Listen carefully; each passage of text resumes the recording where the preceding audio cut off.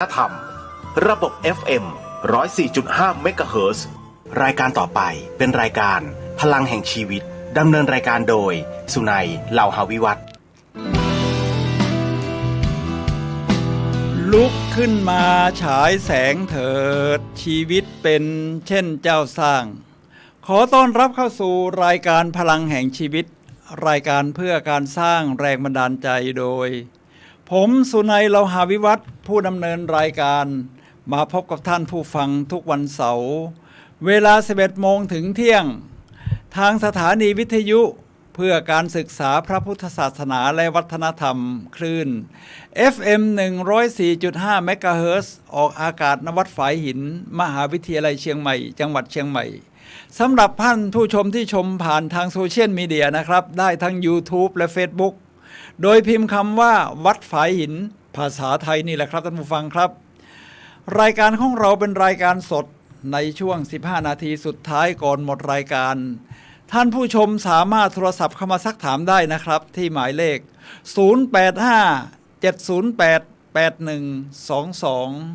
0857088122สำหรับรายการพลังแห่งชีวิต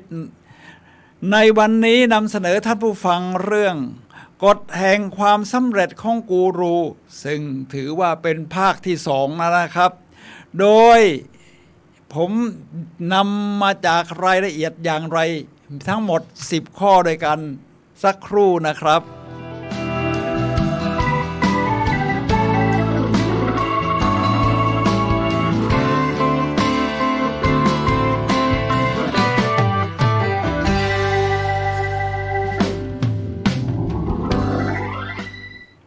ตอนนี้ผู้ชมทางบ้านบอกว่าเดี๋ยวนะครับภาพเสียงยอดเยี่ยมครับกราบขอบพระคุณพระครูสมวิศวัตรผู้อำนวยการสถานีวิทยุครับซึ่งเมื่อเช้านี้ท่านก็มีภารกิจไปรับกิจนิมนต์ไปที่มหาวิทยาลัยเชียงใหม่ท่านผู้ชมครับกฎแห่งความสำเร็จของกูรู10ข้อนี้นี่เป็นภาคที่2นะครับซึ่งผมนำมาจากรายละเอียดของมิเชลโอบามา10 Rules for Success ถ้าบอกว่าโอบามาทุกคนก็คงรู้จักกันนะครับก็คืออดีตประธานาธิบดีของสหรัฐอเมริกา2สมัยซึ่งก็คือบารักโอบามาส่วนมิเชลนั้นเป็นสตรีหมายเลขหนึ่งในตอนนั้นนะครับของสหรัฐอเมริกาทีนี้เธอมีความยอดเยี่ยมอย่างไรในเรื่องของความสำเร็จแน่นอนอยู่แล้วสตรีหมายเลขหนึ่งเนี่ยนะครับซึ่งเป็นผู้ที่จะต้องเกื้อกูลช่วยเหลือผู้ที่เป็นเท้าช้างหน้าอยู่แล้วครับแต่อเมริกันเนี่ยเขาถือว่าความเท่าเทียมของทั้งผู้หญิงผู้ชายนี่เสมอกันฉะนั้นการช่วยเหลือในเรื่องที่จะทำให้การงานของสามีในฐานะตอนหาเสียงและตอนที่เป็นประธานาธิบดีของสหรัฐนี่ประสบความสำเร็จลุล่วงอย่างยอดเยี่ยมนะครับของบารักโอบามานั้นเธอจะต้องมีความโดดเด่นเราก็จะมาดูกันนะครับว่าเธอมีความโดดเด่น10ประการด้วยกันอย่างไรนี่ผมจะให้ดูหน้าตาของเธอนะครับกันนิดนึงครับนี่หน้าตาของมิเชลโอบามานะครับซึ่งภาพล่างนี้ก็จะเป็นบทสปีชของเธอต่างๆในการทั้งพูดให้สัมภาษณ์ที่มารวบรวมว่าเธอพูดอะไรมีกิจกรรมแอคทิวิตี้อะไรและนำมาเผยแพร่ปฏิบัติถ้าเราอยากจะปฏิบัติกฎแห่งความสำเร็จแบบนี้บ้างเราจะทำได้ไหมผมยืนยันว่าทำได้ครับมันเป็นกฎที่สามารถเอามาประยุกต์ใช้กับแต่ละคนได้ครับ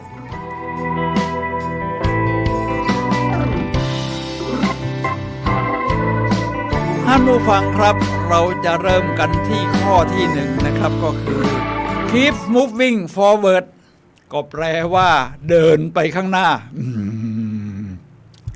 อะไรทำให้เราต้องเดินไปข้างหน้าก็เพราะมันเดินถอยหลังมันยากกว่านี่ครับท่านผู้ฟังครับเราจึงต้องเดินไปข้างหน้าเดี๋ยวผมขอเช็ครายการนิดนึงนะครับว่าหน้าตาเป็นอย่างไร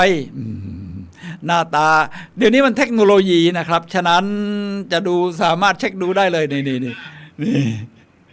ประมาณนี้นะครับก็กราบขอบพระคุณเทคโนโลยี ก็เรียกว่าสำนึกรู้คุณนะครับในเทคโนโลยีต่างๆรวมทั้งความคิดสร้างสรรค์ของผู้ที่ประสบความสำเร็จทุกๆท่านนะครับท่านผู้ฟังครับเอาละครับ keep moving forward เราจะต้องเดินไปข้างหน้านะครับชีวิตก็ต้องก้าวต่อไป life must go on เป็นเรื่องธรรมชาติของเราอยู่แล้วตอนนี้เรามาถึงช่วงที่ว่าหมดยุคโควิด มันกลายเป็นโอมิครอนก็ไม่ทำให้เราถึงมีอาการสาหัสแบบโควิด -19 ฉะนั้นการผ่อนคลายก็สูงเมื่อสักครู่ผมพบกับทนายสุรชัยนะครับ ซึ่งท่านเป็นดีเจช่วงก่อนหน้าของผมท่านก็บอกว่าตั้งแต่วันที่1 มิถุนาเขาก็เลิกใส่แมสกันแล้วแต่ว่าอาจารย์ก็ยังใส่อยู่ แล้วก็นักข่าวต่างๆเขาก็ไม่ใส่แมสกันแล้วครับก็โอเคครับผมก็เห็นด้วยเรามีอิสระเสรีที่จะเลือกนะครับแต่ตอนนี้ใส่มาแล้วตั้ง2 ปีมันก็ยังมีความเคยชินอยู่ก็ใส่ไปเดี๋ยวคนเขาไม่ใส่กันมันส่วนใหญ่เวลามันก็จะทำให้บรรยากาศมันดีขึ้นนะเวลาเรายิ้มนะครับยิ้มมันก็จะเห็นรอยหน้ารอยอะไรรอยมุมปากสายตามันก็ประกอบเป็นหนึ่งเดียวกันและจากนี้เป็นต้นไปเราก็ต้อง moving forward เราก็ต้องเดินไปข้างหน้าครับเราจะเดินไปข้างหน้าได้อย่างไรครับแน่นอนอยู่แล้วว่าทางที่จะไปข้างหน้าเนี่ยมันก็มีหลายทิศหลายทางซึ่งแต่ละคนก็จะมีทิศทางที่ต่างกันถ้าอย่างนั้นเอาละครับทิศทางของแต่ละคนนี่จะกำหนดว่าเราจะเดินไปทางไหนได้อย่างไรแน่นอนครับมันต้องมีเป้าหมายที่เป็นทิศทางเหมือนกับเข็มทิศนำทางที่เราจะเดินไปมันขึ้นอยู่กับว่าเรามีเป้าหมายในชีวิตเป็นอย่างไรก็เรียกว่าภาษาที่ถามง่ายมากว่า Who am I แล้วฉันคือใครโอ้โหมันเป็นคำถามที่อาจจะตอบยากนะครับแต่หลายท่านที่ประสบความสำเร็จก็บอกว่าตอบได้ง่าย ทีนี้จะถามว่าฉันคือใครมันจะเป็นตัวกำหนดทิศทางของเราที่เราทำให้เราเดินไปข้างหน้าได้อย่างสะดวกสบายโดยไม่หลงทางถึงจะเจออุปสรรคขวากหนามบ้างซึ่งแน่นอนว่ามันต้องเจออยู่แล้วไม่มีทางไหนที่มันโรยด้วยดอกกุหลาบตลอดเส้นทางไม่มีเด็ดขาดฉะนั้นการเจอขวากหนามเจออุปสรรคก็ทำให้เรายิ่งได้ประสบการณ์ที่เข้มแข็งยิ่งขึ้นครับท่านผู้ฟังครับนี่แหละครับเมื่อเราได้เป้าหมายของเราแล้วเนี่ยนะครับท่านผู้ฟังครับวิธีหาเป้าหมายก็คือมันเป็นเรื่องของ passion คือความหลงไหลว่าเราทำอะไรแล้วมันทำแล้วราบรื่นยอดเยี่ยม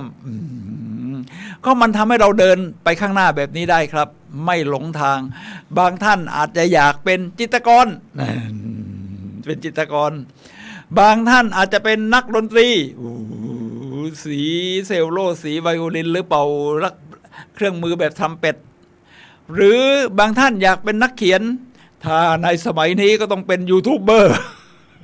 มันถึงจะทันสมัยต้องเป็นยูทูบเบอร์นะครับเป็นยูทูบเบอร์ก็ไม่ใช่เรื่องยากครับท่านผู้ฟังครับมันสามารถที่จะพัฒนาขึ้นได้เรื่อยๆผมก็เป็นยูทูบเบอร์คนหนึ่งผมก็ต้องก้าวไปข้างหน้าเรื่อยๆก็ต้องมีเรียกว่าคลิป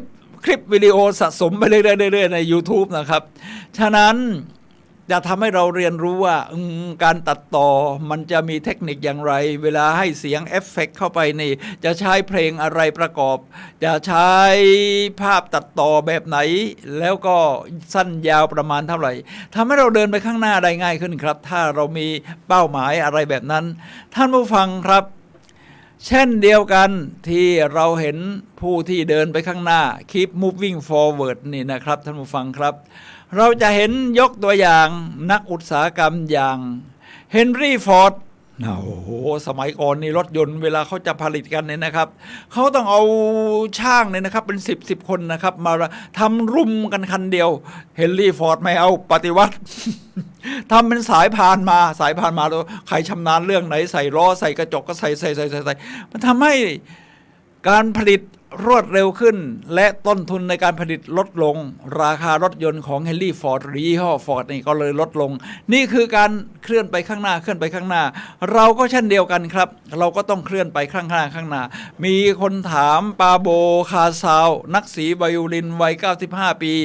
สีเซโลที่ตั้งสูงนะครับว่าท่านอายุขนาดนี้แล้วทำไมยังต้องฝึกซ้อมวันละ6 ชั่วโมงทุกวันคาซาวบอกว่าก็เพราะคิดว่าผมยังเดินไปข้างหน้าได้ผมยังก้าวหน้าขึ้นเรื่อยๆนี่แหละครับท่านผู้ฟังครับการเดินไปข้างหน้าเรื่อยๆนอกจากเราได้รับประสบการณ์ใหม่ๆได้เจอผู้คนใหม่ๆเป้าหมายของเราก้าวไปทีละก้าวนี่นะครับท่านผู้ฟังครับ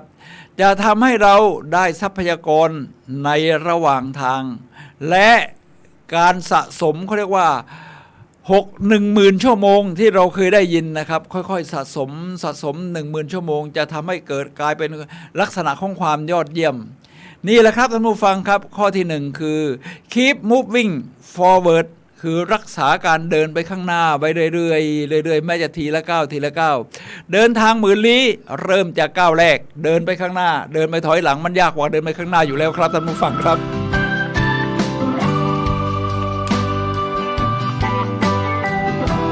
ในกฎแห่งความสำเร็จของมิเชลโอบามาในข้อที่2นี่นะครับท่านผู้ฟังครับคือ be authentic authentic แปลว่าของแท้เราเป็นของแท้ในตัวเราอย่าสร้างฉากปลอมเด็ดขาด เป็นของแท้การเป็นของแท้นี่เราอาจจะยอดเยี่ยมหรือเริ่มจากไม่ยอดเยี่ยมมาก่อนก็ได้แน่นอนอยู่แล้วครับมันก็เริ่มจากโง่มาก่อนฉลาดถ้าเริ่มจากฉลาดมาก่อนโง่นี่มันคงต้องถอยหลังเราโง่มาก่อนฉลาดเราก็ก้าวพัฒนาขึ้นได้เรื่อยๆเราก็ยอมรับว่าชีวิตของเราของแท้เราพัฒนามาแบบนี้จากการทำไม่ค่อยเป็นไม่ค่อยชำนาญมองเห็นทิศทางไม่ค่อยชัดวิสัยทัศน์ยังไม่กว้างไกลเราก็ค่อยๆพัฒนามาถึงจุดนี้เราก็เปลี่ยนแปลงปรับปรุงพัฒนาขึ้นนี่คือของแท้ครับอาจจะไม่ยิ่งใหญ่โตอะไรแต่ขอให้มันเป็นของแท้ว่านี่คือของเราผมตอนนี้ก็เวลาดูที่เขาสร้างภาพกันนะครับเอาละครับทั้งใน Facebook ทั้งใน LINE เวลาใครที่ลงของแท้เนี่ยนะครับรู้สึกมันได้ใจอะของแท้ใช่ไหมบ้านฉันมันเป็นอย่างนี้นะนี่ฉันตั้งเป้าว่าอีก10 ปีข้างหน้าเดินไปข้างหน้าฉันจะมีบ้านแบบนี้นะฉันจะใช้ความพยายามไม่มากขึ้นเรียนรู้ให้มากขึ้นนี่มันเป็นของแท้แต่ไอ้ที่ เราไม่ได้ทำแล้วมาว่าใช่นี่ผมโอ้โหนี่ผมเพิ่งเจอเหตุการณ์มาแต่ว่ามันไม่ใช่ของแท้มันทำให้สลดนะมันหลอกตัวเองไม่ซื่อสัตย์กับตัวเองการซื่อสัตย์กับตัวเองเป็นเรื่องของความยิ่งใหญ่ครับท่านผู้ฟังครับเรายอมรับสภาพของเรายอมรับอดีตที่ผ่านมาไม่ว่ามันจะประสบความสำเร็จล้มเหลวเรื่อยอย่างไรก็ตามแต่ชีวิตมันเริ่มต้นจากตรงนี้วันนี้ณขณะนี้ที่เราจะเดินไปข้างหน้าขึ้นได้เรื่อยๆฉะนั้นจงเป็นของแท้ครับของแท้นี่ไม่มีวันตายแล้วก็มันสร้างความน่าเชื่อถือมันสร้างความยอดเยี่ยมให้กับชีวิตของเราทีนี้เราจะเป็นของแท้ได้อย่างไรครับเริ่มต้นจากที่เราได้คุยไปแล้วในข้อที่1คือ Who am I ฉันเป็นใครฉันเกิดมาเพื่อทำอะไรในชาตินี้ถ้าใครที่ค้นพบเจอตั้งแต่อายุน้อยนะผมว่ามันเป็นความยอดเยี่ยมถึงจะอายุมากแล้วก็ไม่มีปัญหาครับผมเคยเจอประวัติของคุณยายคนหนึ่งนะที่แกอยากเป็นจิตรกรนะแต่ว่าต้องคอยทำงานในฟาร์มในอะไรของครอบครัวจนอายุนี่นะครับ70 กว่า80แล้วแกถึงจะมีเวลาว่าไอ้นี่ของแท้ของฉันจริงๆแล้วก็คือการเป็นจิตรกร เมื่อคิดได้อย่างนั้นนะครับพออายุใกล้80ก็เริ่มลงมือเลยครับเพราะว่าเกษียณจาก ฟาร์มที่ตัวเองทำอยู่แล้วเนี่ยนะครับ ก็มาฝึกวาดไปเรียนกับครูที่ตัวเองต้องการแล้วก็วาดทั้งสีน้ำมันสีน้ำนี่นะครับท่านผู้ฟังครับจนได้ภาพที่จะโชว์นี่นะครับเป็นหลายร้อยรูปเลยเสร็จแล้วยังจัดงานกิจกรรมของตัวเองออกมาอะไรแบบนี้นะครับฉะนั้นไม่ว่าจะอายุเท่าไหร่เราก็ยังเป็นของแท้ของเราได้โดยค้นหาว่าฉันเกิดมาเพื่อทำอะไรทำอะไรซึ่งไม่จำเป็นต้องเหมือนกันไม่ต้องเหมือนคนอื่นใช้แบบสไตล์ของเราหรือถึงจะชอบสไตล์ของเขาแต่ว่าเราต้องปรับปรุงมาเป็นของแท้ของเราเพราะแต่ละคนนั้นมีทั้งบุคลิกความคิดทัศนคติวิสัยทัศน์และประสบการณ์ที่ผ่านมาไม่เหมือนกันทุกคนก็หาของแท้ของตัวเองนะครับ Be authentic ในตัวของเราครับผมว่า Be authentic นี้มันเพิ่มได้อีกอย่างหนึ่งคือมันจะเพิ่มให้เรานับถือตัวเองขึ้นมาด้วยนะครับนับถือตัวเองเราของแท้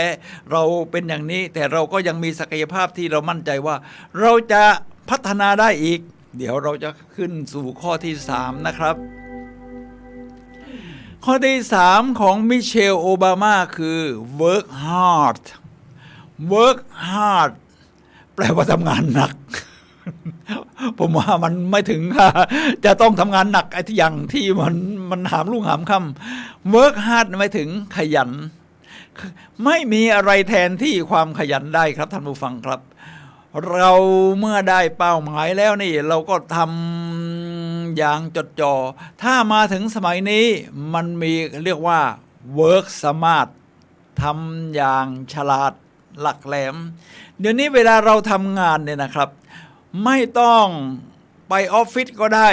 ผมเห็นในหมู่บ้านของผมนะครับหมู่บ้านตาลฟ้าที่ตำบลหนองควายอำเภอหางดงจังหวัดเชียงใหม่หมู่บ้านที่ผมอยู่นี่เป็นหมู่บ้านนานาชาติก็มีชาวต่างชาติมาอยู่กันเยอะเลยครับทั้งชาวตะวันตกชาวยุโรปทั้งจีนก็มีนะจีนก็มีหลายหลังในนั้นมีหมู่บ้านเป็นหมู่บ้านนานาชาติว่างั้นเถอะผมแต่ละคนผมเห็นเขาอยู่บ้านนะอยู่บ้านแล้วเขาทำงานอะไรกันแล้วค่าเช่าบ้านนี่มันก็แพงนะผมว่าไม่ใช่ถูกแพงก็คือหลังหนึ่งนี่นะครับ15,000 20,000 30,000ยังมีเลยครับโอ้โหแสดงว่าต้องมีรายได้สูงสิทีนี้ทำงานยังไงสมัยนี้นี่คุณไม่ต้องไปออฟฟิศคุณทำงานจากมือถือเนี่ยก็ได้นะครับจากมือถือเนี่ยนะครับแล้วก็ส่งไปคุณอยากเป็นยูทูบเบอร์คุณก็ทำในมือถือนี่ก็ได้ครับตัดต่ออะไรเนี่ยนะครับส่งไปก็ยอมได้อยู่ผมเห็นแต่ละคนเขาทำงานมีรถยนต์ขับแล้วก็จ่ายค่าเช่าบ้านแพงๆได้แสดงว่า work smart เดี๋ยวนี้ในอังกฤษที่ยุโรปเริ่มที่อังกฤษบอกว่าจะเริ่มใช้วิธีการของการทำงานแบบสัปดาห์ละ4 วัน ประเทศด้อยพัฒนาบางประเทศยังทำงานอยู่6 วันแต่ก่อนญี่ปุ่นก็ทำงาน6 วันนะเดี๋ยวนี้ญี่ปุ่นก็เหลือ5 วันประเทศที่มาตรฐานนี่ก็5 วันถ้าลดเหลือ4 วันอังกฤษเขาบอกว่าเขาจะลองใช้ดูนะครับเขาเริ่มประกาศใช้ผลการวิจัยที่ปรากฏออกมาในช่วงสั้นๆที่ผ่านมาเนี่ยนะครับก็ได้การว่าประสิทธิภาพของการทำงานสูงขึ้นยอดเยี่ยมขึ้นไม่ใช่คุณทำงานเป็นระยะเวลายาวแต่ประสิทธิผลมันไม่ออกหรือออกมาน้อยมากมันก็นั่งเปลืองเวลาไปเปล่าๆอยู่กันในออฟฟิศจนดึกจนดื่น จะกลับบ้านก่อนเดี๋ยวเจ้านายหาว่าขี้เกียจ หรือไม่ขยันก็กลับจน2 ทุ่ม3 ทุ่ม4 ทุ่มยังมีเลยสมัยที่ผมทำงานอยู่ กลับกัน4 ทุ่มมันจะเป็นอย่างนั้นได้ยังไงเพราะมันไม่ใช่ของความขยันที่ถูกทางนะครับฉะนั้นในอังกฤษเขาก็เลยลดเหลือ4 วันปรากฏว่าประสิทธิภาพการทำงานนี่สูงขึ้นครับแล้วในช่วงที่เขาพักผ่อนนี่คือพักผ่อนได้ถึง3 วันเวลาจะไปไหนเช่นไปหัด เป็นนักร่อนคือนักร่อนนะครับใส่กลางปีกหัดร่อนหรือว่าดิ่งพระสุธาไปเขาก็ไปแบบยาวๆได้ไปนั่งนอนอาบแดดที่ชายหาดแบบยาวๆเขาก็ไปได้เพื่อไปได้นี่มันเห็นโน่นเห็นนี่มันเกิดวิสัยทัศน์ที่มันกว้างไกลขึ้นน่ะยิ่งเห็นมากเห็นได้ฟังมากสุตตมยปัญญานะตามศาสนาพุทธของเราที่พระผู้มีพระเจ้าได้ตรัสเอาไว้เนี่ยคือมันเห็นมากประสบการณ์มันก็เยอะเห็นวิสัยทัศน์โอ้กว้างไกลไปเลยพอกลับมาทำงานมันฟิตปังเลยครับท่านผู้ฟังครับมันทำให้การทำงานเนี่ยโอ้มีประสิทธิภาพโอ้อยากจะถึงวันจันทร์เร็วๆเพราะหยุดมาตั้ง3 วันแล้วไปทำงานมันฟิตขึ้นมามันเป็นแบบนี้ครับฉะนั้นการทำงานในข้อที่3ผมก็เสริมว่า work smart นะครับทำงานอย่างชาญฉลาด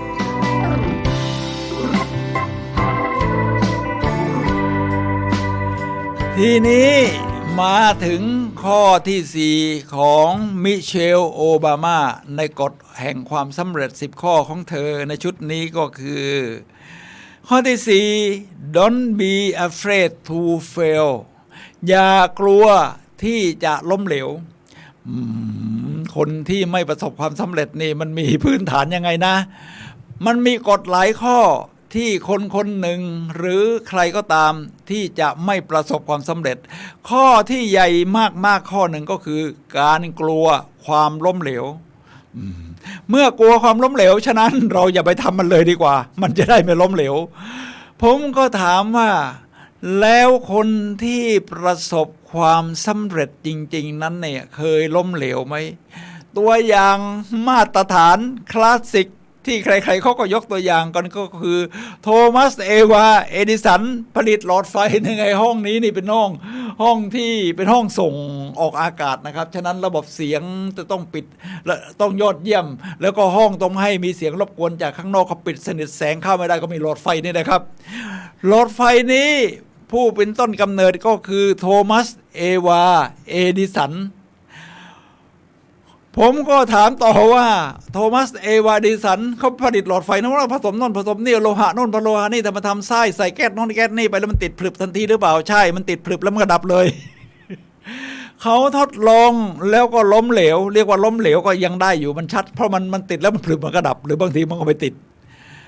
ล้มเหลวมาเป็นจำนวนมากครับแต่โทมัสเอดิวาใช้กฎของข้อที่4ที่ว่าอย่ากลัวความล้มเหลวเขาจึงไม่กลัวความล้มเหลวครับเขาก็ทดลองต่อไปทดลองจนกระทั่งครั้งที่ 9,999 ว่าเขานั้นจึงผลิตหลอดไฟออกมาได้แล้วมันก็ติดได้ยาวนานทีนี้ก็มีเรื่องเล่าขำขันว่าภรรยาของ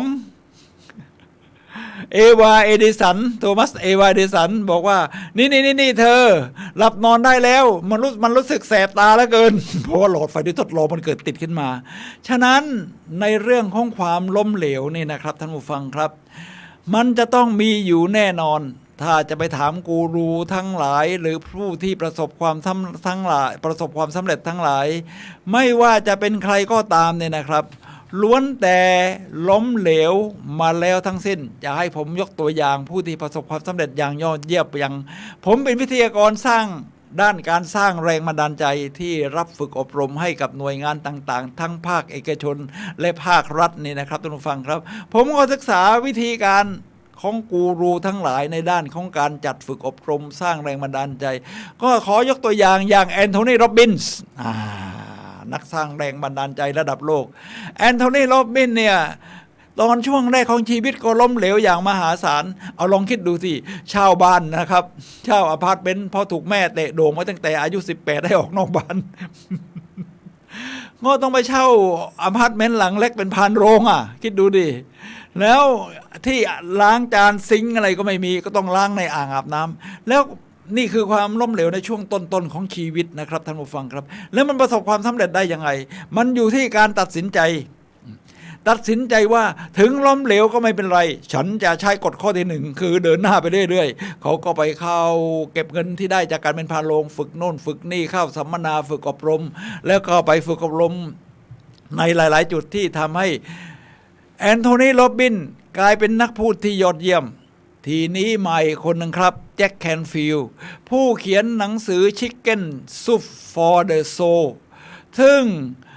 เป็นหนังสือของตัวอย่างสั้นๆๆๆๆที่คนทั่วไปส่งมาโดยแล้วก็แจ็คแคนฟิลด์เป็นคนรวบรวมแล้วมาอ่านต่อโอ้มันสร้างแรงบันดาลใจในทุกเรื่องที่ผมอ่านผมชอบมากเลยทีนี้แจ็คแคนฟิลด์นี่ก่อนที่จะเป็นนักเขียนนักพูดสร้างแรงบันดาลใจนักจัดการฝึกอบรมเนี่ยนะครับไม่เคยล้มเหลวหรือไง no เขาเคยล้มเหลวมาหลายต่อหลายครั้งครับโดยเฉพาะช่วงแรกของการดำเนินชีวิตนะครับในการที่เขาเป็นเหมือนกับอาสาสมัครสอนฝึกอบรมให้กับชุมชนที่ยากจนได้ฝึกนะครับเป็นหน่วยงานของรัฐบาลทีนี้มีการปรับปรุงหน่วยงาน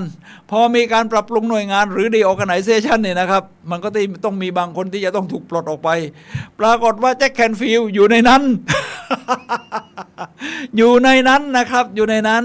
แต่เขาบอกว่านั่นเป็นเรื่องที่ดีที่สุดในชีวิตของเขาที่ได้มาเรียนรู้เรื่องใหม่ๆวิธีการใหม่ๆก็เลยไปทำงานที่กับหน่วยฝึกอบรมอื่นที่เป็นจบแล้วทำให้พัฒนาขึ้นเป็นนักสร้างแรงบันดาลใจที่ยอดเยี่ยมทีนี้มาดูแจ็คหมาของจีนบ้าง แจ็คหมานี่เป็นยังไงครับความล้มเหลวในช่วงแรก ไปสมัครงานที่ KFC เขาสมัครกัน6 คนรับ5 คน นี่แจ็คหมาเขาเขียนมาเองนะเนี่ยปรากฏว่ารับ5 คนและคนที่เขารับไปหมด5 คนนั้นส่วนคนที่6ที่เขาไม่รับก็คือผมนี่แหละครับคือถึงมันความล้มเหลวแบบนี้นี่นะครับแต่ก็เขาก็ไม่ท้อเขาใช้ข้อที่1ค้นหาแพชชั่นตัวเองให้พบแล้วก็เดินหน้าไปได้เรื่อยๆนี่แหละครับ Don't be afraid to fail อย่ากลัวที่จะล้มเหลวครับแน่นอนครับผู้ประสบความสำเร็จทุกคนล้มเหลวทั้งนั้นถ้าจะถามว่าไปถามผู้ประสบความสำเร็จคนไหนว่าเคยล้มเหลวเรื่องอะไรบ้างเขาจะถามว่าแล้วคุณจะเอาเรื่องไหนล่ะ เรื่องก็มันมีครบทุกเรื่องฉะนั้นความล้มเหลวนี่ถือว่าเป็นเส้นทางเดินที่เราจะต้องผ่านไปและพัฒนาตัวเองยิ่งขึ้นไปเรื่อยๆครับอย่ากลัวความล้มเหลวครับ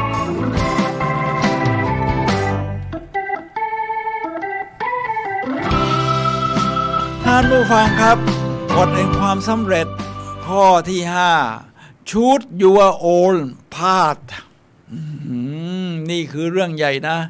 คือคุณต้องเลือกเส้นทางเดินของชีวิตของคุณเองที่ผมยกตัวอย่างไม่ว่าชื่อใครต่อใครเฮนรี่ฟอร์ดอะไรก็ตามแต่เนี่ยนะครับทุกคนเลือกทางเดินของตัวเองถ้าเราไม่เลือกทางเดินของตัวเองก็จะมีคนอื่นมาเลือกให้ ไม่ว่าจะเป็นในครอบครัวก็ตามเอายกตัวอย่างเฮนรี่ฟอร์ดอีกครั้งหนึ่งเฮนรี่ฟอร์ดนี่นะครับท่านผู้ฟังครับมีครอบครัวที่ค่อนข้างฐานะดีแล้วทำฟาร์มทำไร่นาว่างั้นเถอะในสหรัฐอเมริกาพ่อแม่ก็อยากจะให้มาทำฟาร์มต่อในตระกูลของตัวเองเพราะเป็นลูกชายแต่เฮนรี่ฟอร์ดบอกมันงานที่น่าเบื่อแล้วถ้าเกิดเฮนรี่ฟอร์ดเลือกที่จะทำงานในฟาร์มเป็นเจ้าของฟาร์มมันเขาก็จะแก่เฒ่า เป็นเจ้าของฟาร์มและมีลูกคนต่อๆไปมาทำฟาร์มต่อเฮนรี่ฟอร์ดเขาบอกว่ามันไม่ใช่เส้นทางที่เขาต้องการเขาเกิดวูไอแอมฉันเป็นใครฉันเป็นนักประดิษฐ์ฉันจะสร้างรถยนต์ที่ราคาถูกก็ออกไปผลิตรถยนต์ฟอร์ดจนได้โดยไม่เอาฟาร์มนี่นะครับท่านผู้ฟังครับชูดยัวโอนพาดเราสามารถเลือกเส้นทางชีวิตของเราได้ครับถ้าเราไม่เลือกก็จะมีคนอื่นมาเลือกให้หรือเหตุการณ์ต่างๆที่เป็นกระแสนี่มาเลือกให้ทีนี้เส้นทางชีวิตของแต่ละคนนี่ก็จะไม่เหมือนกันอยู่แล้วนะครับท่านผู้ฟังครับเพราะอะไรครับเพราะว่าเส้นทางที่เราเดินไปประสบการณ์ของแต่ละคนนี่ก็จะมาไม่เหมือนกันฉะนั้นเวลาเราหาแพชชั่นสิ่งที่เราหลงไหลอยากทำของแต่ละคนก็จะไม่เหมือนกันด้วยประการชนิดทีนี้การเลือกเส้นทางของตัวเองนี่ไม่ใช่ว่าประเภทดื้อรั้นฉันจะไปทางนี้อะไรนะครับเราต้องประกอบด้วยสิ่งต่างๆหลายอย่างหนึ่ง เมื่อรู้จักแพชชั่นของตัวเองแล้วนี่นะครับท่านผู้ฟังครับเรายังจะต้องหาความรู้มาประกอบซึ่งในสมัยนี้นะครับการหาความรู้นี่โอ้โหง่ายมากมีเต็มไปหมดโดยเฉพาะใน YouTube นี่ไม่ว่าจะค้นหาอะไรผมยังไม่เคยพบที่ว่าไม่เจอผมเป็นนักวิ่งเป็นนักวิ่งแล้วก็ถามว่าแล้วเป็นยังไงก็เส้นทางที่ผมเลือก เป็นหลายนักเป็นหลายนักคือไม่ต้องมีนักเดียวเราเป็นหลายนักไงเป็นนักวิ่งนักสร้างแรงบันดาลใจเป็นนักยูทูบเบอร์อะไรทำนองนี้ทีนี้การเป็นนักวิ่งนี่นะครับเป็นยังไงครับโอ้โหมันก็ต้องล้มเหลวบ้างตามกฎข้อที่ว่าข้อ4อย่ากลัวความล้มเหลวเช่นการเจ็บเข่าผมก็รักษาวิธีการเจ็บเข่าโดยการบริหารกล้ามเนื้อหัวเข่าจนมันแข็งแรงดีเอาคราวนี้เจ็บสะโพกนี่นะครับกูรูทั้งหลายที่เป็นนักวิ่งเขาบอกว่าคุณวิ่งถูกวิธีแล้ว เพราะกล้ามเนื้อสะโพกนี่เป็นกล้ามเนื้อขนาดใหญ่ที่มันช่วยผลักดันต้องการบิดเชิงกรานเวลาเราจะวิ่งเราต้องบิดเชิงกรานรองรับนะครับมันจะพุ่งไปได้เร็วไกลขึ้นนะครับเรียกว่าไม่ได้ใช้กล้ามเนื้อขาล้วนๆใช้กล้ามเนื้อสะโพกเมื่อเราเลือกจะเป็นนักวิ่งไอ้ที่ปวดสะโพกมาทำยังไงมันก็ไม่หายสักทีนวดเองก็ไม่หายเมื่อเช้านี้ผมเปิด YouTube นะครับก็เจอนักกายภาพบำบัดคนหนึ่งบรรยายเลยว่าจะปวดชนิดล้าวลงขาหรือปวดชนิดที่มันเกิดการอักเสบจากการใช้งานหนักเขาก็สอนวิธีครับง่ายมากครับก็เอาลูกเทนนิสหรือลูกอะไรก็ได้กลมๆที่มันนิ่มๆนิดนึงไม่แข็งมากเกินมารองตรงกุดก้นที่เราเจ็บนะที่สะโพกแล้วไขว้ขาให้มันเนื้อตรงนั้นมันมีหลายชั้นอาจจะอยู่ในชั้นในสุดก็ได้แล้วเราก็ทับลูกบอลแล้วมันกลิ้งผมยังไม่ได้ลองนะครับเดี๋ยววันนี้จะลองนี่ให้ลูกสาวหาลูกเทนนิสเก่าๆมาเพราะลูกสาวผมเขาเป็นนักเทนนิสระดับแนวหน้าอยู่ในสมัยนู้นสมัยเรียนหนังสือนี่แหละครับเส้นทางที่เราเลือกนี่เราต้องหาความรู้แบบนี้ประกอบไปด้วย Choose your own path เลือกเส้นทางชีวิตของเราเส้นทางชีวิตของเรามันเริ่มตั้งแต่1อาชีพการงานวิธีการต้องการหาเงินวิธีการต้องการ relaxation วิธีการต้องการพักผ่อนคลายวิธีการต้องการเลือกคบเพื่อนวิธีการต้องการเลือกหนังสือหนังหามันดีแบบไหนที่เราชอบอ่านหรือมาสมัยนี้ง่ายขึ้นยูทูบเบอร์แบบไหนที่เราชอบดู เดี๋ยวนี้แต่สมัยก่อนว่าคุณจะเป็นเหมือนหนังสือที่คุณอ่าน5 เล่มใน1 ปีที่ผ่านมาตอนนี้มันเปลี่ยนแล้วครับคุณจะเป็นเหมือน YouTube ที่คุณดู100 เรื่องใน1 ปีที่คุณผ่านมาคุณดูYouTube แบบไหนคุณก็เป็นคนแบบนั้นแหละครับฉะนั้นคุณเลือกเส้นทางของคุณได้แล้วคุณก็เลือก YouTube ในแบบที่มันส่งเสริมชีวิตคุณให้มันดีขึ้นยอดเยี่ยมขึ้นก้าวไปข้างหน้าได้ดีขึ้นครับท่านผู้ฟังครับ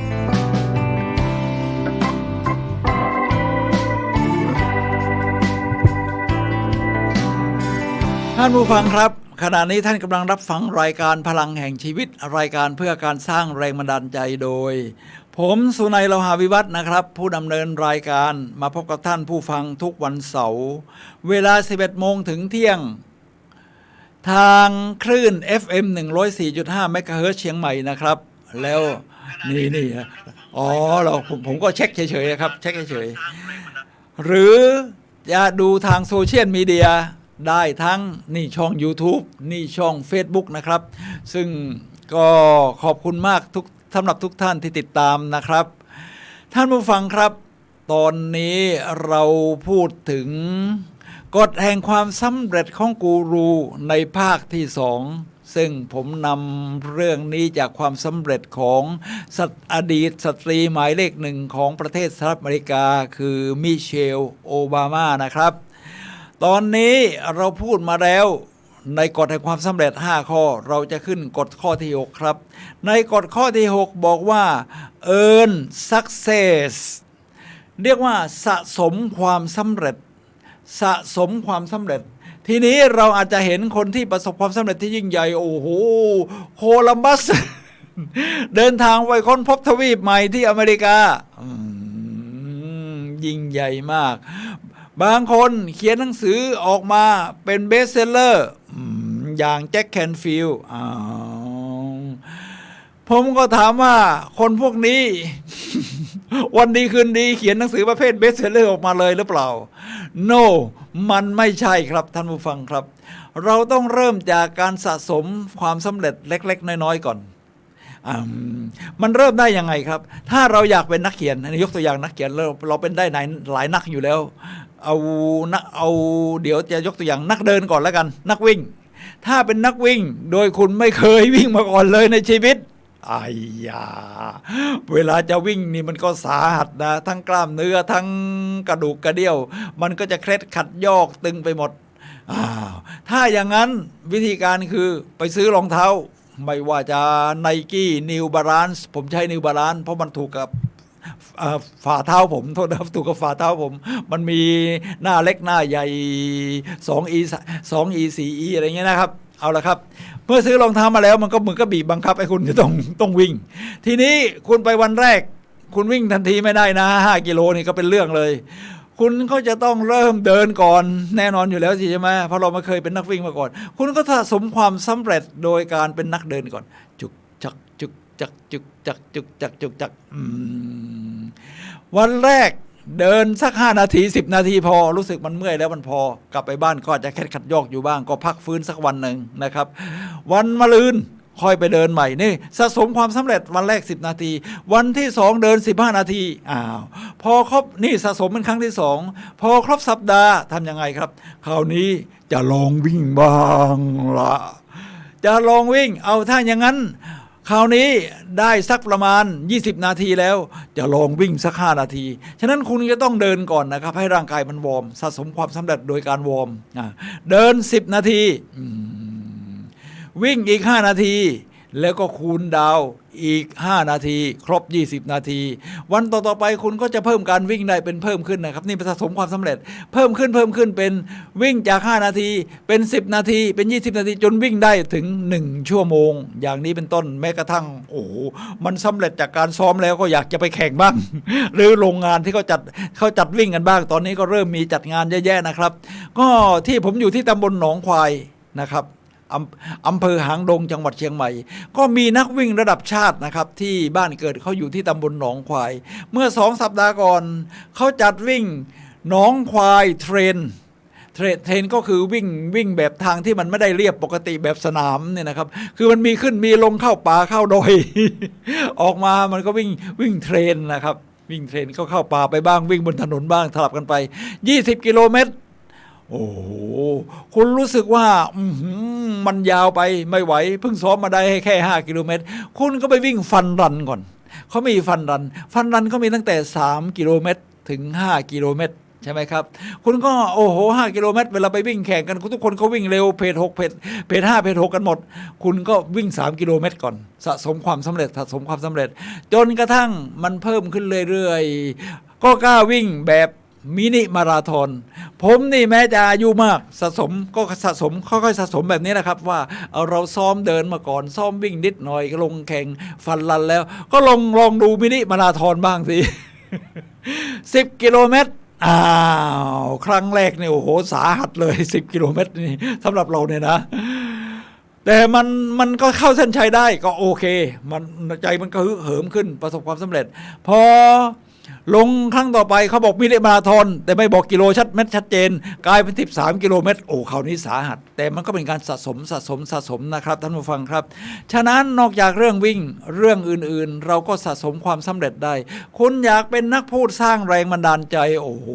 พูดแล้วมีคนฟัง500 คนอย่างที่ผมไปเป็นวิทยากรฝึกอบรมให้สถานที่ต่างๆที่มากสุดคือ500 คน300 คน100 คนนะครับมันก็เริ่มจากน้อยๆก่อนสิเอา3 คน4 คน5 คน6 คนผมยังเคยจัดระดับคนที่น้อยที่สุดเลยนะครับคือ6 คนนะ6 คนนี่ แต่เป็นระดับมีคุณภาพสูงคือเป็นอาจารย์และผู้บริหารของสถาบันภาษามหาวิทยาลัยราชภัฏนครราชสีมา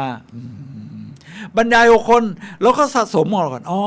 คนนี้เราก็จัดการบรรยายได้นี่และประสบความสำเร็จผู้คนรู้สึกว่าคึกคักมีชีวิตชีวาแล้วนำประโยชน์จากที่เราจัดฝึกอบรมมาใช้ได้ก็เป็น50 คน100 คนค่อยๆขยายไปข้อที่6ของความสำเร็จก็คือ earn success สะสมความสำเร็จเล็กๆน้อยๆไว้เสมอครับท่านผู้ฟังครับ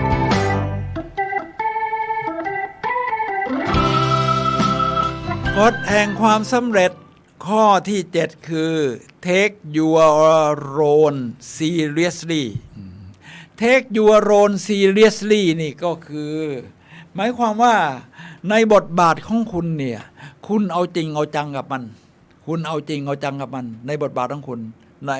คุณมีบทบาทอะไรถ้าเป็นมิเชลโอบามาเมื่อเธอเป็น First Lady ของประเทศสหรัฐอเมริกาเธอก็ปฏิบัติหน้าที่สนับสนุนสามีบารักโอบามาอย่างเต็มที่อย่างเข้มแข็งอย่างขึงขังเอาจริงเอาจังนะครับ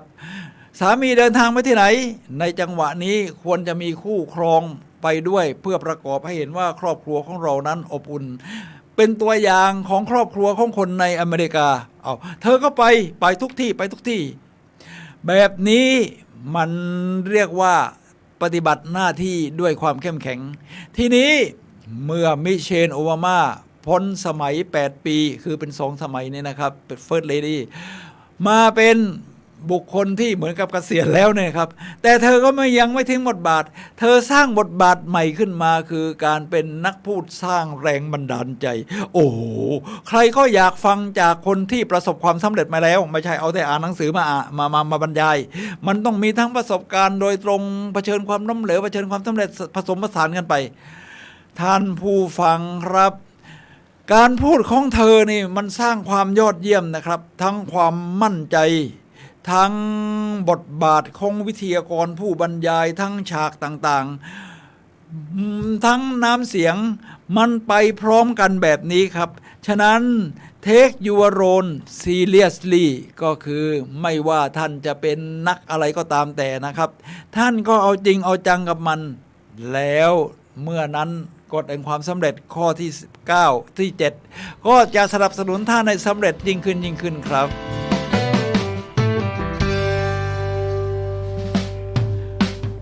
เรามาถึงกฎแห่งความสำเร็จข้อที่8 enjoy the balance คือรื่นรมกับความสมดุลความสมดุลคือชีวิตของเราเนี่ยมันไม่ได้มีด้านเดียวนี่นะครับท่านผู้ฟังครับสมัยก่อนผมคิดว่างานเนี่ยมันยิ่งใหญ่ที่สุด พอมาถึงตอนนี้นี่รู้สึกว่าคิดถูกหรือคิดผิดเลยท่านผู้ฟังคิดเอาเองไม่คิดถูกหรือคิดผิด เพราะผมไปเชื่อมาดูในตอนนั้นก็เป็นอย่างนั้นสภาพคือหลวงวิจิตรวาทการนั้นก็เขียนว่างานคือชีวิต ผมก็ได้ปฏิบัติแบบนั้นดิพอได้รับการอบรมตอนนั้นเป็นผู้บริหารแล้วล่ะครับของสถาบันที่ใหญ่มากๆของประเทศไทยอบรมกับอาจารย์คณะ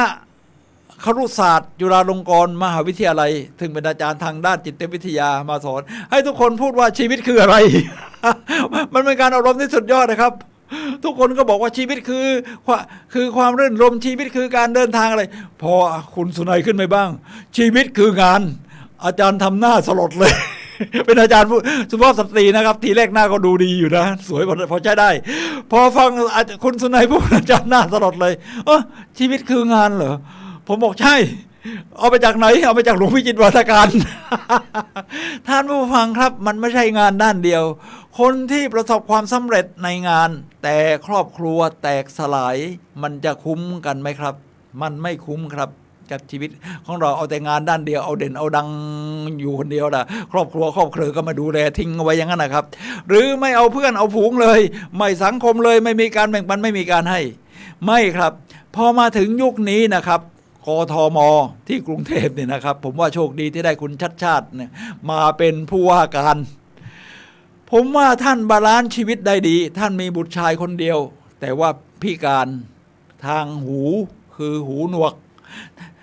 คุณชัดชาติก็ดูแลอย่างดีครับตอนนี้ท่านบาลานซ์ชีวิตคือเวลาทำงานท่านเกาจริงกลางคืนยังไปตรวจดูน้ำท่วมดูอะไรว่ามันจะแก้ไขได้ยังไงทีมงานก็คึกคักเวิร์กตอนเช้าก็ออกมาวิ่งก็ส่งเสริมให้คนทั้งพิการทั้งอะไรได้ออกกำลังกายกันท่านก็ยอดเยี่ยมในหน้าที่การงานสังคมครอบครัวท่านก็ไม่ทิ้งครับลูกชายท่านแม้จะหูหนวกแต่ก็จบปริญญาที่สหรัฐอเมริกาท่านก็ขอลางาน4 วันนะครับเพื่อไปรับปริญญาลูกซึ่งเป็นลูกชายคนเดียวมีลูกคนเดียวท่านผู้ฟังครับในความเห็นผมนะครับนี่คือการบาลานซ์ชีวิตใช้ชีวิตที่สมดุลที่เรียกว่า enjoy the balance ชีวิตเนี่ยมันมีหลายด้านอยู่แล้วทีนี้มาถึงสมัยนี้ในเรื่องของงานเราเวิร์กสมาร์ทขึ้นเราไม่บ้างานอย่างเดียวไม่กลับบ้าน4 ทุ่ม ออกจากที่ทำงาน4 ทุ่มทำงานที่บ้านก็ได้เวิร์กก็ได้แล้วก็อังกฤษเขาทำงานแค่4 วันเราก็บาลานซ์ชีวิตในหลายๆด้านได้เวลาทำงานเดี๋ยวนี้เขาก็ไม่ได้ทำงานด้านเดียวมันจะมีฟรีแลนซ์เนี่ยเยอะใช่ไหมครับเดี๋ยวนี้นะครับฟรีแลนซ์คนที่พอจบจากมหาวิทยาลัยใหม่ๆเขาก็ไม่ได้ทำงานออฟฟิศตั้งหลักเหมือนกับยุคผมในสมัยก่อนยุคก่อนผมนี่เขาต้องข้าราชการนะข้าราชการพอมายุคผมก็งานเอกชนพองานเอกชนก็คือปักหลัก ไม่ทำงานอื่นมาถึงยุคนี้นะครับเขาก็บาลานซ์ชีวิตเขาเป็นฟรีแลนซ์ทำงานหลายอย่างนี่คือทั้งงานที่เป็นหลักของตัวเองที่ศึกษาเล่าเรียนมาด้านนี้แล้วทำงานไฟแนนซ์ก็ไฟแนนซ์แต่มันมีสิ่งที่ชอบอย่างอื่นเขาก็จะแทรกเข้าไปในชีวิตเขาก็ทำงานหลายอย่างได้การใช้ชีวิตในเรื่องของการพักผ่อนหย่อนใจเขาก็ทำหลายอย่างได้เช่นอยากออกกำลังกายเป็นนักวิ่งก็ไปฝึกซ้อมวิ่งอย่างที่ว่าไปแล้วอยากเดินทางตอนนี้ก็เริ่มเดินทางรอบโลกกันได้แล้วเขาประเทศอื่นเขาก็เลิกใส่แมสกันหมดแล้วนะแต่ประเทศไปถึงประเทศทางฝั่งตะวันตกเอาละครับท่านผู้ฟังครับมันก็มีการเริ่มเดินทางเนี่ยเขาเรียกว่า enjoy the balance มันทำให้เราได้ใช้ชีวิตบาลานซ์ในหลายๆด้าน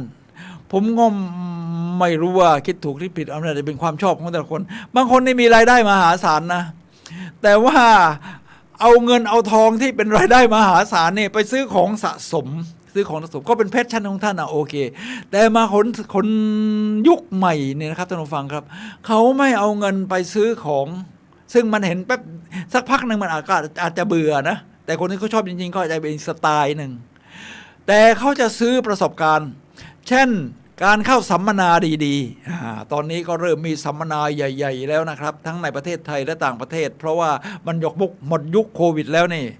การเดินทางต่างประเทศมันก็เป็นประสบการณ์ที่ยอดเยี่ยมอย่างหนึ่งครับผมเดินทางต่างประเทศแต่ละครั้งนี่มันได้เรียนรู้อะไรใหม่ๆที่เข้ามาสร้างสมดุลในชีวิตของเราว่าอ๋อประเทศนี้เขาเป็นอย่างนี้นะประเทศนี้เขาเป็นอย่างนี้นะถ้ามาทางยุโรปสวิตเซอร์แลนด์ก็ไม่เหมือนกับทางด้านสแกนดิเนเวียมันก็จะมีลักษณะอะไรบางอย่างที่ยังต่างกันอยู่แม้จะเป็นชาวตะวันตกเหมือนกันมาทางเอเชียเราโอ้ถ้าจีนมันก็มีหลายเผ่าพันธุ์ทางทิเบตอะไรก็มีเราไปเที่ยวแชงกรีล่าอะไรกันมันมีสิ่งน่าศึกษาที่ทำให้เราสมดุลชีวิตได้ครับนี่แหละครับท่านผู้ฟังครับก็คือ enjoy the balance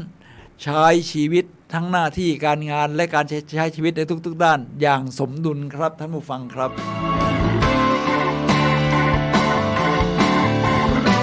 กฎแห่งความสำเร็จข้อที่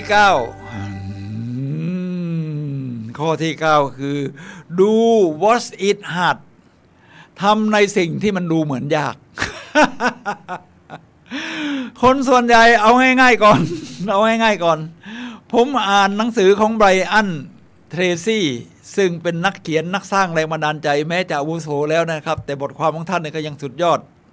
ในเรื่องหนังสือที่ชื่อว่ากินกบตัวนั้นเสีย eat that frog กินกบตัวนั้นเสียคือกบมันดูหน้าขยะแขยงน่ากลัวนะแต่คนไทยชอบกินนะแต่ฝรั่งก็อาจจะดูน่ากลัวมีหนังหยิกๆให้กินกบตัวนั้นเสียหมายความว่าอย่างไงครับหมายความว่าในแต่ละวันที่คุณทำงานนี่นะครับคุณเลือกทำงานที่มันยากที่สุดเป็นอันดับแรกก่อนพอคุณได้ทำงานที่มันรู้สึกว่าไอ้เนี่ยยาก ไม่ค่อยสะดวกสบายใจเท่าไหร่เวลาจะทำให้งานนี้ไม่เหมือนกับเปิดอีเมลเนี่ยมันง่ายมากอีเมลคนอื่นเขาเขียนมาเราก็อ่าน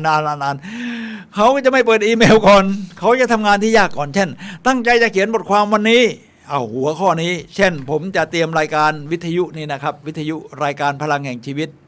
พอถึงวันพฤหัสซึ่งผมจะต้องเตรียมแล้วนะครับว่าจะบรรยายหรือเป็นดีเจ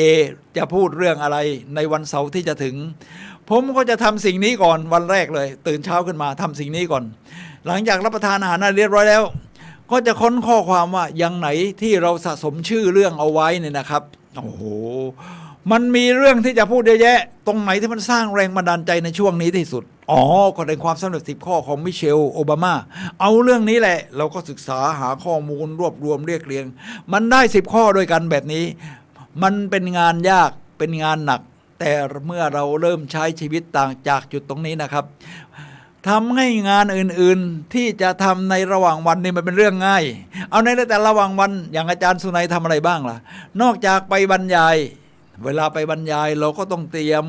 หัวข้อเตรียมเนื้อหาเตรียมกิจกรรมให้เข้ากับวัตถุประสงค์ของหน่วยงานที่เขาเชิญเรามาไปเป็นวิทยากรนี่นะครับเมื่อเลือกได้แล้วอันดับต่อไปเราก็สร้างสไลด์มีเพราะว่าลักษณะของการอบรมเราพูดอย่างเดียวมันก็ได้ยินทางหู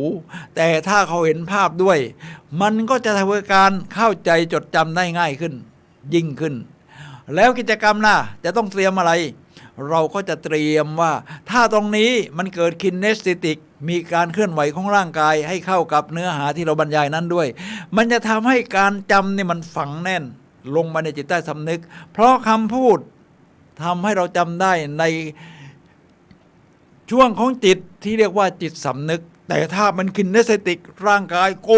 yes ฉันยอดเยี่ยมฉันเชื่อมันฉันมีพลังฉันทำได้มันจะฝังเข้าไปในจิตใต้สำนึกนี่แหละครับท่านผู้ฟังมันเป็นงานที่ดูเหมือนหนักแต่ว่าเราต้องทำสิ่งนี้ก่อนทีนี้เมื่อทำสิ่งยากๆได้แล้วเราก็ไปงานอื่นง่ายเป็นยูทูบเบอร์ในง่ายครับตัดต่อเอารูปเก่าๆมาวิดีโอเก่าๆมาเป็นช่วงของเวลาจะพากมันอาจจะยากอยู่บ้างแต่ว่าเราจำได้หมดนี่เป็นประสบการณ์ตรงของเรานะเราก็พากไปได้นี่แหละครับท่านผู้ฟังครับดู What is hard ทำเรื่องที่ยากก่อนนะ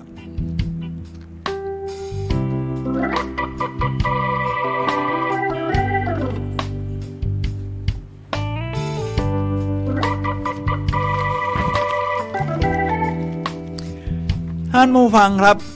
เรามาถึงกฎแห่งความสำเร็จข้อสุดท้ายตามสไตล์ของมิเชลโอบามาข้อสุดท้ายนี่ผมชอบมากเลย Have fun โอ้โหเป็นสตรีมหมายเลข 1ของสหรัฐอเมริกานี่มันจะต้องมีเรื่องสนุกบ้างได้ไหมอย่าเอ็กท่ามาก แต่ว่ามันสนุกได้ครับมันสนุกสุดๆมิเชลโอบามาเนี่ยนะครับเธอเป็นนักเต้นที่ยอดเยี่ยมเธอก็มีทีมเต้นของเธอนะใครๆก็อยากจะเต้นกับอดีตสตรีหมายเลข 1ของสหรัฐอเมริกาใช่ไหมเธอก็มีทีมเต้นตึ้งโอ้มันสนุกสนานมากครับเวลาเธอเข้าไปบรรยากาศที่ไหนนี่นะครับเธอก็สามารถที่จะแสดงความคึกคักคลึกครื้น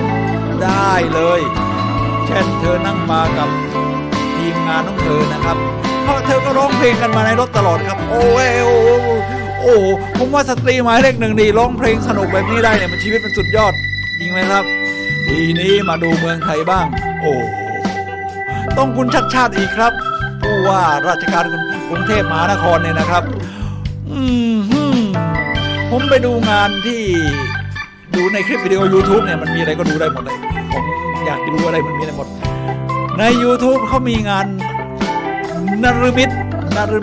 พรายนะครับคล้ายๆว่าให้ยอมรับสตรีหรือว่าเพศที่3อะไรนะเพื่อความเท่าเทียมทางด้านการเพศนะครับคุณชาติก็ไปเดินแห่กับเขาด้วยสนุกสนานเพราะงานนี้ผมดูในคลิปวิดีโอมีการแสดงที่มันสร้างสรรค์จินตนาการยอดเยี่ยมจริงๆครับยอดเยี่ยมทีนี้พอไปถึงสวนลุมทีนี้สวนลุม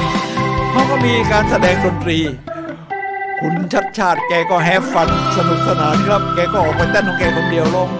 ขยับตามจังหวะเพลงก็มีคนที่อยากสนุกด้วย ทั้งสุภาพสตรีอะไรเนี่ยนะครับหลายๆคนก็มาสลับเต้นกับคุณชัดชาติโอ้โหคุณชัดชาติก็เต้นมีการให้หมุนให้อะไรด้วยผมว่านี่แหละครับเราได้ผู้ว่าแบบนี้เนี่ยครับแฮปฟันแบบเดียวกับมิเชลโอบามาเนี่ยผมว่ามันเป็นความยอดเยี่ยมเวลาผมไปเป็นวิทยากรสร้างแรงบันดาลใจมันผมก็จะใช้วิธีความสนุกสนาน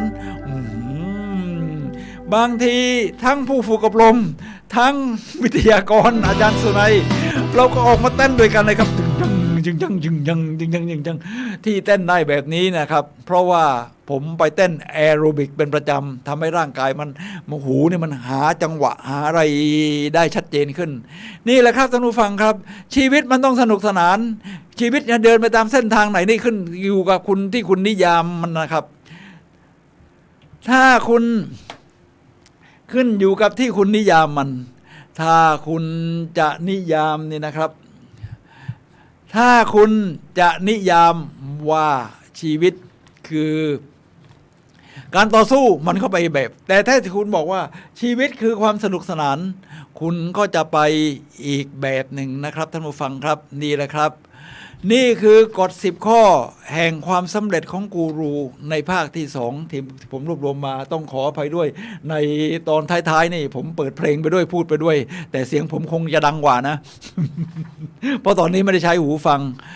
ตอนนี้ช่วงสุดท้ายของรายการแล้วครับผมสุนัย เลาหะวิวัฒน์และรายการพลังแห่งชีวิตขอลาท่านผู้ฟังไปก่อนนะครับพบกันใหม่เสาร์หน้าเวลา 11 โมงถึงเที่ยงทางคลื่น FM 104.5 เมกะเฮิรตซ์หรือวัดฝายหินนะครับทางโซเชียลมีเดียครับท่านผู้ฟังครับ